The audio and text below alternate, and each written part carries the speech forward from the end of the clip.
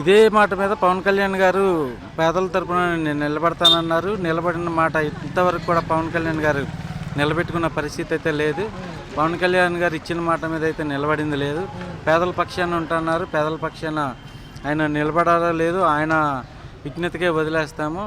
ఆయన కూడా ఇదే మాట నిమిత్తం ఒకటి అన్నారు. ఏదైతే ఉందో ఉత్తరప్రదేశ్ ముఖ్యమంత్రి యోగి ఆదిత్యనాథ్ గారు ఉన్నారు కదా, ఆ యోగి ఆదిత్యనాథ్ గారికి సంబంధించి ఆయన ఇచ్చిన బుల్డోజర్ ట్రీట్మెంట్ ఇస్తారంట. లిమిట్ దాటి మాట్లాడిన మాజీ నాయకులు ఎంతవరకు సమంజసం? కాళ్ళు కీళ్ళు ఎరగొట్టి పక్కన కూర్చోబెడతాను, గీత దాటిన మాజీ నాయకుల్ని ఇంకా ప్రభుత్వం వాళ్ళదేననుకుంటున్నాను అంటున్నారు. దీని మీద కొంచెం విమర్శలు కూడా వస్తున్నాయి. ఎందుకంటే ఆ మాటలు కరెక్టేనా? కాళ్ళు చేతులు ఎరక్కొట్టేస్తా అంటే ఇక్కడ ఎరక్కొట్టుకోవడానికి ఎవరు ఉండరండి. ఎందుకంటే ఎవడికి ఉండాల్సింది వాడికి ఉంటుంది. పవన్ కళ్యాణ్ ఏదో మాట్లాడినంత మాత్రాన ఇక్కడ ప్రజలు ఎవరు భయపడిపోరు, నాయకులు ఎవరు భయపడిపోరు. దేనికైనా సిద్ధమని ప్రజలు ఉన్నారు. పవన్ కళ్యాణ్ నిలబెట్టుకుని ఉంటే ఆ మాట పైన ఉన్న గౌరవంతో ఎవరైనా చేసేదానికి అవకాశం ఉండేది. పవన్ కళ్యాణ్ అయితే నిలబెట్టుకోలేదు కాబట్టి పవన్ కళ్యాణ్ మాటకి అంత విలువ లేదని నేను చెప్తున్నాను. మరి ఎలా అడుగుతున్నారు? 10-15 ఏళ్ళు సమయం ఇస్తే మేము రానివ్వము వేరే వాళ్ళని, ఈ వచ్చేసారి కూడా మేమే అంటే ప్లాన్ అయిపోయిందంటారా? అక్కడ జరిగిందంటారా? ప్రజల్లోకి వచ్చి వాళ్ళు చేస్తున్నది ప్రజల్ని అడిగితే తెలుస్తుందండి. ప్రతి ఒక్క ప్రజల దగ్గరికి వెళ్ళి వాళ్ళ గవర్నమెంట్ ఏం చేసిందని ప్రజల దగ్గరికి వెళ్తే ప్రజలే చెప్తారు. ప్రజలే బుద్ధి చెప్పే టైం వస్తుంది. ప్రజలు ఖచ్చితంగా మాట్లాడతారు. ఎందుకంటే పవన్ కళ్యాణ్ గారు చాలాసార్లు అన్నారు, అంతవరకు ఎందుకంటే వాలంటీర్ల తరపున నేను నిలబడతా అన్నారు. వాలంటీర్ల తరపున నిలబడ్డారా? మేము రైతుల తరపున నిలబడతా అన్నారు. రైతుల తరపున నిలబడ్డారా? అంత దాకా ఎందుకు? ఈరోజు టమాటా చూస్తే 50 రూపాయలు తగ్గట్ల. ఈ దగ్గరగా నెల రోజుల నుంచి ఇదే నడుస్తూ ఉంది. మరి ప్రజల తరపున వచ్చి నిలబడ్డారా? ఏదన్నా తీసుకుందా? పచ్చిమిరకాయ ఉంది. పచ్చిమిరకాయ 39 రూపాయలు 40 రూపాయలు ఉంటుంది. పచ్చిమిరకాయ తగ్గచ్చట్లే. కూరగాయలే కానీ, నిత్యావసర సరుకులే కానీ, కోడిగుడ్డు చూస్తే ఇవాళ 8.5 రూపాయలు నడుస్తుంది. పేదవాడు ఇంకేం తింటాడండి, ఏం బతుకుతాడు? ఈ ప్రభుత్వాలు వచ్చాక చాలామంది పనులు లేవని కొంతమంది, పనులు ఉన్నాయని కొంతమంది అంటున్నారు. వ్యాపారాలు బాగా మందగించాయని కొంతమంది అంటున్నారు. రియాలిటీ ఎలా ఉంటుంది? వ్యాపారాలు అయితే నేనే దాని సాక్ష్యం అండి. వ్యాపారాలు బాగా పడిపోయాయి. జగన్ గారి ప్రభుత్వంలో ఉన్నప్పుడు ఇసుక వల్ల ప్రజలు రోడ్డు మీదకి వచ్చేసారు. ప్రజలు తినట్లేదు, ప్రజలు తాగట్లేదు అని చెప్పేసి ఆ టైంలో ప్రచారం చేసిన ఆ గవర్నమెంట్ ఈ రోజున గవర్నమెంట్ వచ్చేసరికి ఏ ఒక్కరు కూడా కడుపు నిండా తినింది లేదు. మద్యం రేట్లు తగ్గించారన్నారు. మద్యం రేట్లు తగ్గించిన దానివల్ల తాగేవాడికి అది సంతోషం. ఇంట్లో ఆడవాళ్ళు వెళ్ళి తాగరు కదా. ఇంట్లో ఆడవాళ్ళు కడుపు మాడే రోజులు మాడుతూనే ఉన్నాయి. తాగేవాడు ఒక బాటిల్ తాగేవాడు ఇంకొక బాటిల్ తాగుతున్నాడు. ఇదే విధానంలో చూసుకుంటే జగన్ గారు ఏ సమస్య వచ్చినా ముందుకు వస్తున్నారో, రైతుల కాడి నుంచి, మిర్చి రైతుల కాడి నుంచి అన్నీ వరుసపెట్టి కలిశారు, అరటి రైతుల వరకు. మొన్న భవానీపురం జోజీనగర్ రావడం జరిగింది. 42 కుటుంబాలు రోడ్డు మీదకి వస్తే వాళ్ళకి భరోసా ఇవ్వడం జరిగింది. తదుపరి జనవరి అనంతరం కూడా బస్సు యాత్ర, నియోజకవర్గ వారీల పర్యటన అంటున్నారు. మరి ఎలా ఉంటుంది? జనం స్వచ్ఛందంగా వస్తున్నారా, నిజంగా పెయిడ్గా తీసుకొస్తున్నారా? జనం అయితే స్వచ్ఛందంగానే ముందుకు వస్తున్నారండి. జగన్ గారు డబ్బులు పెట్టి, లేదంటే వేరే గవర్నమెంట్ డబ్బులు పెట్టి తీసుకొచ్చి ప్రసక్తి లేదు. జగన్ గారి మీద ఉన్న అభిమానంతో జగన్ గారు చేసిన మంచి పనులు ఆ టైంలో ఇప్పుడు నడుస్తున్న గవర్నమెంట్ ఏ అయితే మాయమాటలు చెప్పి చేస్తానన్నదో ఆ మాయమాటల వల్లనే గెలిచారు. రిగ్గింగ్ వల్ల గెలిచారు. వాళ్ళైతే నిజాయితీగా గెలవలేదు. ఖచ్చితంగా వాళ్ళు రిగ్గింగ్ వల్ల గెలవటం వల్ల జరిగింది. ఇక భవానీపురం గొడవలు చూసినప్పుడు అయితే గవర్నమెంట్ హస్తం అయితే ఖచ్చితంగా ఉంది. గవర్నమెంట్ హస్తం లేకపోతే అక్కడ ఉన్న వారందరినీ ఆ ఇల్లును కూర్చివేయటం అనేది కరెక్ట్ అయిన పద్ధతి కాదు. జగన్ గారు వెళ్ళి నిలబడ్డారు. ఖచ్చితంగా న్యాయం జరుగుతుంది. అది స్టే ఆర్డర్ తెచ్చే లోపలే పోలీసులంతా ఉత్సాహంతో అది మొత్తం పడగొట్టారని గవర్నమెంట్ హస్తం లేకుండా అయితే ఏమీ లేదు. ఖచ్చితంగా దీనికి ప్రజలు బుద్ధి చెప్తారు. ఈ గవర్నమెంట్కి తగిన బుద్ధి చెప్తారు. పవన్ కళ్యాణ్ గారు మార్చుకోవాల్సింది మాట మీద నిలబడితే సరిపోతుంది. ఇంతవరకు వాలంటీర్లకి ఎన్నో అనవసరం. వాలంటీర్లకి ఇచ్చిన హామీని నెరవేర్చమనండి. గవర్నమెంట్ ఇప్పుడు ప్రస్తుతానికి ఉన్న గవర్నమెంట్ని ప్రజలు నమ్మడానికి అవకాశం ఉంది. వల్ల మగవారికి ఇబ్బంది ఉందో నిజంగా కావాలా? ఉచిత బస్సు అనవసరం అండి. దాని బదులు ఏ చదువుకు ఉపయోగించినా పిల్లలకి అదొక ఉపయోగకరంగా ఉంటుంది. మాజీ ముఖ్యమంత్రి జగన్మోహన్ రెడ్డి హయాంలో వాలంటీర్ల హయాంలో వచ్చేవన్నీ కూడా ఏదన్నా కావాలని అడిగేవాళ్ళు. అప్పుడు ఎలా ఉంది, ఇప్పుడు ఎలా ఉంది? అప్పుడే బాగుందండి ఒక రకంగా చెప్పాలంటే. ఆయన మళ్ళీ బస్సు యాత్రతో ముందుకు వస్తారంటున్నారు జనంలోకి. మరి ఏమంటారు? ఒకసారి అవకాశం. ఆయన రావడమే మంచిదండి. పవన్ కళ్యాణ్ గారు ఏంటి అందరినీ కాళ్ళు కీళ్ళు ఎరగొట్టి కూర్చోబెడతానంటున్నారు, నిజమేనా? అది నాకు తెలియదండి, అంత లేదు. అమరావతి పక్కనే ఎలా అనిపిస్తుంది మరి? ఆ? అమరావతి పక్కనే కాబట్టి అభివృద్ధి ఎలా ఉంది? ఏమో అండి, తెలియదు. మాది విజయవాడ కదా. కరెంట్ ఛార్జీలు ఎలా ఉన్నాయి?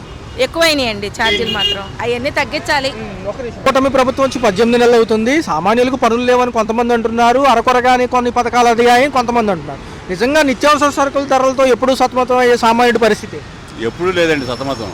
ఈ కూటమి ప్రభుత్వం వచ్చినాకే మీరు లోపలికి వెళ్ళి రేట్లు చూడండి. రైతుకు గిట్టుబాటు లేదు, రైతుకు రూపాయి రావట్లేదు, మధ్య దళాలు దుబ్బేస్తున్నారు. ఏమనంటే మొన్న తుఫాన్ ఎఫెక్ట్ అంటున్నారు. ఇంకా ఎన్ని రోజులు ఉంటుంది? ఇంకెన్ని రోజులు ఉంటుందండి? మీకు తెలవదా? మీరు మీడియా మీకు అన్నీ తెలుసు. లోపలికి వెళ్తే కొనలేకపోతున్నాం. ఒక 100 రూపాయలు తెచ్చుకుంటే ఒక పూట కూర వస్తుంది. హోటల్లో 40 రూపాయలు పెట్టుకుంటే కూర వస్తుంది. హోటల్లో తినకూడదు కాబట్టి కూరలు తీసుకెళ్తున్నాం. ఏమంటారు? ఏమన్నా ఇన్ఫ్లేషన్ ఎఫెక్ట్ ఉంటుంది అంటారా? పనులు లేవని చాలా మంది అంటున్నారు. పనులు లేవు కాదండి, పనులు లేవు, బిజినెస్ లేవు. బ్రాంతి షాపులకున్న బిజినెస్ ఎవరికి లేదు. బ్రాంతి షాపులు మాత్రం మా నడుస్తున్నాయి ఇక్కడ ఆంధ్రప్రదేశ్లో. సంక్షేమ పథకాలు చెప్పారు, అన్ని కూడా అరకొరగా వస్తున్నాయి, బడ్జెట్లు ఎక్కువ అవుతున్నాయి అంటున్నారు. మరి సూపర్ 6 పెట్టారు, ఏం అమలు అవుతున్నాయండి? కాపు నేస్తుంది లెచ్చి చేశారు. ఇంకా అలా ఎన్నో పథకాలు. ఆడు పవన్ కళ్యాణ్ ఏదో మాట్లాడతాడు, ఏం చేశాడండి? సుగాలి ప్రీతి కేసులో ఏం చేశాడు? పట్టించుకోలేదు. ఏమండి బూతులు మాట్లాడుతున్నాడు. డిప్యూటీ సీఎం అయి ఉండి ప్రతిపక్షాన్ని బూతులు తిడతారండి. గీత దాటితే కాళ్ళు చేతులు ఎరకొడతానంటున్నాడు. గీతలు తీస్తాడంట. ఏం మాట్లాడండి? అంత గౌరవమైన పదవులు ఉంటూ ఉత్తరప్రదేశ్ యోగి ఆదిత్యనాథ్ లాగా బుల్డోజర్ ట్రీట్మెంట్ ఇస్తానంటారు. అసలు ఇతని బీజేపీలో స్థానం లేదు, అడ్డు పెట్టుకున్నారు అంతే. గోడకి ఇంటికి గోడ పెట్టుకుంటాం కదా, తడికి గోడ తడికి అంతే. ఇంకా అంతకంటే మించి ఏమి లేదు అని చెప్తాడు. 15 ఏళ్ళని అలాగ నొక్కిసుకోవడం దేనికి? 10-15 ఏళ్ళని కుచించిపోకూడదు మనం. ఏంటి మన పరిపాలన మంచిగా జరుగుతున్నంతకాలం ప్రజలు మనల్ని ఏంటి ఆహ్వానిస్తారు. కాబట్టి మనకు మనమే 15 సంవత్సరాలే ఉండాలి, 10 సంవత్సరాలు ఉండాలనుకోవడం కరెక్ట్ కాదు. ప్రజలు నడిపిస్తారు. ఏంటి ఈ ప్రభుత్వం మటు చక్కగా పనిచేస్తుంది, అంటే అభివృద్ధి కోణంలో ఆలోచిస్తుంది. దీని మటు అందులో పవన్ కళ్యాణ్ గారు మటు స్టెప్ చాలా జాగ్రత్తగా తీసుకుంటున్నాడు, చాలా జాగ్రత్తగా మాట్లాడుతున్నారు. కాకపోతే కూటమి ప్రభుత్వంలో ఉన్న పార్టీల్లో కార్యకర్తలందరూ ఐక్యంగా ఉండాలి తప్ప కానీ ఏ చిన్న విషయానికి ఎగువగా పోకూడదు. ఇది నా అభిప్రాయం సార్. మాజీ ముఖ్యమంత్రి మరి ప్రజల్లోకి వస్తానంటున్నారు. ఒకసారి మరి ఏమంటారు? ఇక నేను బస్సు యాత్రలతో పాటు దాని గురించి మాట్లాడదలుచుకోలేదు. నాకు ఇష్టం లేని అంశం గురించి నేను మాట్లాడదలుచుకోలేదు. సరే సార్, చూస్తే ఇదే విధానంలో అమరావతి ఆవకాయ పేరుతో రేపు జనవరి 8, 9, 10 తారీఖుల్లో మరొకసారి ఈవెంట్ ప్రోగ్రామ్స్ పెడుతున్నారు విజయవాడలో. భవానీపురం మరియు పున్నమి ఘాట్లో గతంలో దసరా నుంచి దీపావళి వరకు పెట్టారు కదా ఎగ్జిబిషన్లు, ఇలాంటివి ఆ ప్రోగ్రామ్స్ పెడతారు. బాగుంటుంది ఎంటర్టైన్మెంట్ అంటే చెప్తున్నారు. అంటే ఒక విషయాన్ని ప్రజల్లో తీసుకెళ్ళడం గురించి కొన్ని ఈవెంట్లు నడుపుతారు, ప్రభుత్వం నడుపుతారు. దాంట్లో పెద్దగా నాకైతే అమరావతి అంశం మంచిదే కానీ తగిన విషయాలు నాకు అవగాహన లేదు. కాబట్టి ఏం లేదు సార్, గత పూర్వ కళలు, దాంతోపాటు నృత్యాలు, సినిమాలు ఇవన్నీ కూడా ఒక ఎంటర్టైన్మెంట్ ప్రోగ్రామ్స్. మన సంస్కృతిని నాగరికతని నాశనం చేశారండి. నేను ఆ తరానికి ఈ తరానికి మధ్య నలుగుతున్నాను సార్. ఏంటి మాది రాజమండ్రి. ఏంటి అద్భుతమైన కళలు ఉండేవి మా చిన్నప్పుడు. ఏంటి ఇప్పుడు అంతా కనుమరుగు అయిపోయింది. రేపు 3 రోజులు ప్రోత్సహిస్తానంటున్నారు. మంచిదే కదా, కళాకారులకి కొద్దిగా ప్రోత్సహించినట్టు ఉంటుంది. ప్రజలకు కూడా తెలుస్తాయి. చాలామంది పిల్లలకు తెలియదు ఇవాళ పరిస్థితిలో. ఒక మాటలో రేపు స్థానిక సంస్థల ఎన్నికలు ఉన్నాయి, మున్సిపాలిటీలతో పాటు గ్రామాల్లో పంచాయతీ ఎన్నికలు ఉన్నాయి జనవరి అనంతరం. ఎలా ఉంటుంది? ఒక పక్క సంక్షేమ పథకాలు అమలు ఉంది కదా. ఖచ్చితంగా పంచాయతీ ఎలక్షన్లో కూటమి ప్రభుత్వమే కొట్టుకొచ్చేస్తుందండి. ఎందుకంటే అతను చాలా జాగ్రత్తగా స్టెప్ తీసుకుంటున్నాడు ఆ గ్రామాల అభివృద్ధికి వాటిలో విషయాల్లో. ఏంటి మొదట్లో కొద్దిగా పవన్ కళ్యాణ్ గారు ఎట్లా చేస్తారనుకున్నాం కానీ చాలా అద్భుతంగా ఆయన సీనియర్లు మించిపోయి నడిపిస్తున్నాడు. ఆయన శాఖలో మట్టుకు ఆయన అద్భుతం. అది సార్. నమస్కారం అండి. చూస్తే 18 నెలల కొత్త ప్రభుత్వ పరిపాలనతో పాటు అమరావతి ఒక పక్క విశాఖపట్నం డెవలప్మెంట్ అంటున్నారు. అంతర్జాతీయ స్థాయిలో మనం అమరావతి కట్టాలి అంటే కొంచెం సమయం అడుగుతున్నారు. ఏమంటారు? సమయం ఇవ్వాల్సిందే, ఎందుకంటే 18 నెలల పరిపాలన బాగుంది, చాలా బాగుంది. పవన్ కళ్యాణ్ గారు బాగానే చేస్తున్నారు. ఆయన సొంత ఖర్చులు, సొంత డబ్బులు తీసి తను ఖర్చు పెడుతున్నారు. చంద్రబాబు నాయుడు గారు ఆయన కూడా బాగానే చేస్తున్నారు. వాళ్ళకి అమరావతి కట్టడం గురించి వ్యవధి ఇవ్వటం మంచిదే.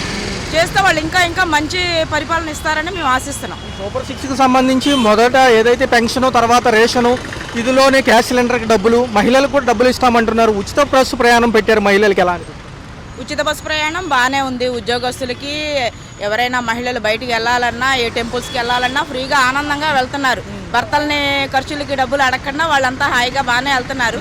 సూపర్ 6 పథకాలు కూడా ఒకటొకటి అమలు చేసుకొస్తున్నారు. అవి కూడా చాలా బాగున్నాయండి. మేడం రేపు జనవరిలో 8, 9, 10 తారీఖుల్లో అమరావతి ఆవకాయ పేరుతో మరొకసారి కల్చరల్ యాక్టివిటీస్తో పాటు మన చరిత్ర గురించి పురాతన నాటకాలు కానివ్వండి ఇవన్నీ కూడా ఒక ఈవెంట్స్ కండక్ట్ చేస్తున్నారు. ఎలా ఉంటుంది? గతంలో దసరా నుంచి దీపావళి వరకు ఎగ్జిబిషన్స్ ఇలాగా కండక్ట్ చేశారు కాబట్టి ఇది కూడా పెడతామంటున్నారు.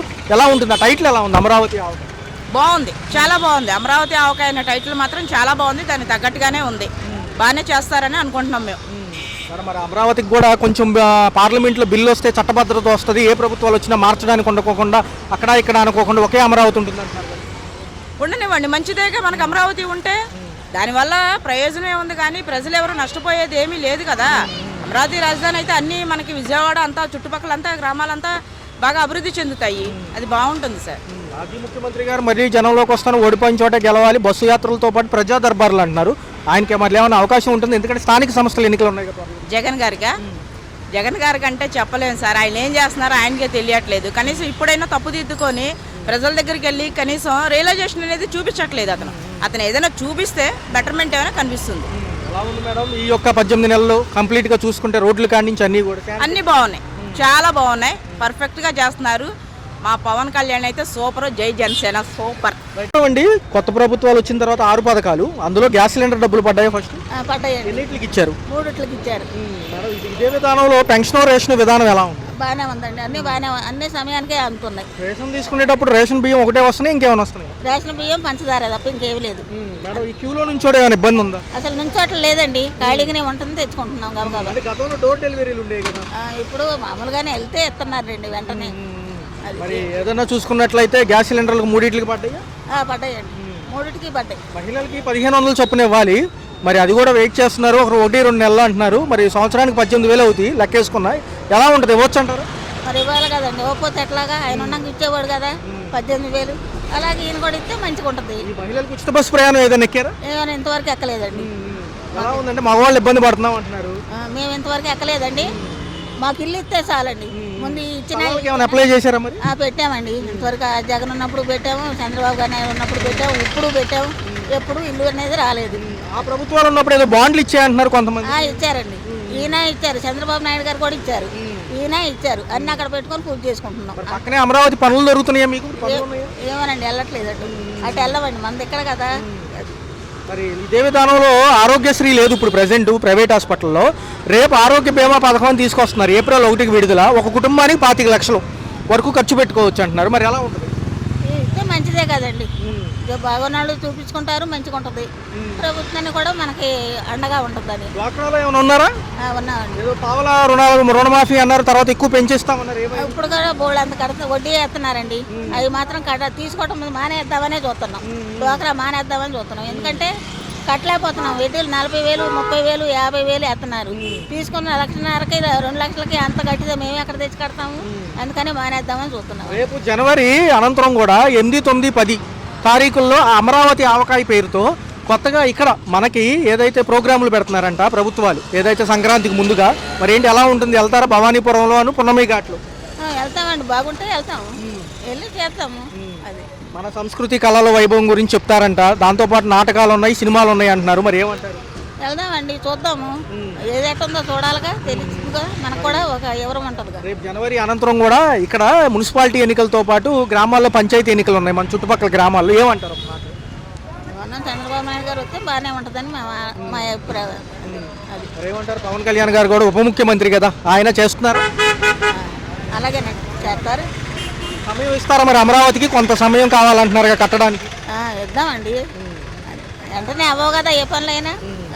నమస్కారం అన్న. చూసుకున్నట్లయితే కొత్త ప్రభుత్వాలు వచ్చాక ఉచితాల వల్ల ఏదన్నా లాభపడ్డారా, నష్టపోయారు? ఏం లేదు.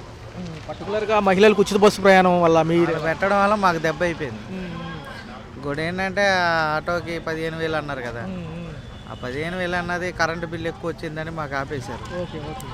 ఇక నష్టపోతున్నాం మామూలు కాదు. ఒక్కోసారి అయితే గ్యాస్ కూడా డబ్బులు లేక అప్పులు చేసి గ్యాస్ కొట్టిస్తాం. గతంలో ఎలా ఉండేదన్న ఇప్పుడు ఎలా? గతంలో బాగానే ఉంది.